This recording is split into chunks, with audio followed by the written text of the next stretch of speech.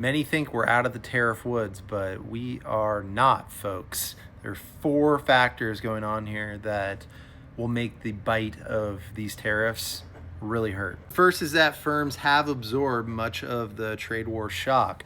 US firms, they pay the tariffs. Remember that. Foreign firms don't pay tariffs. US firms do.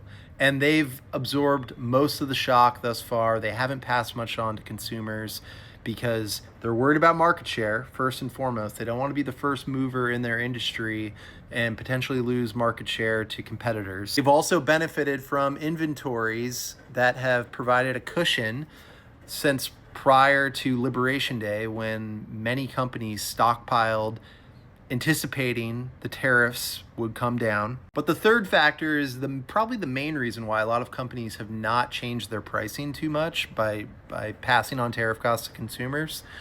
It's because of Trump. They're terrified of him.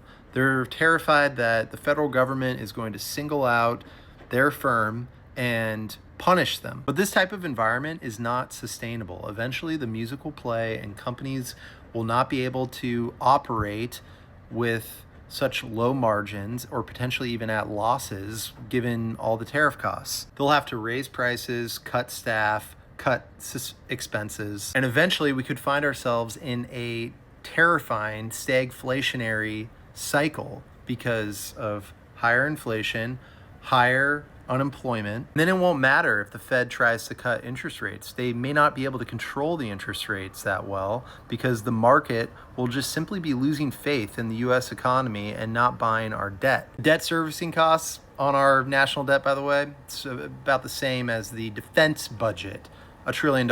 And it's climbing with no end in sight. So if you're thinking that you're out of the woods here with tariffs, it's likely to get much worse for the US consumer, with higher prices, higher unemployment, more uncertainty, and less foreign investors interested in buying US debt, which will increase yields probably above 5% on the 30-year, making everything from your mortgage to any consumer loans that you might have much more expensive.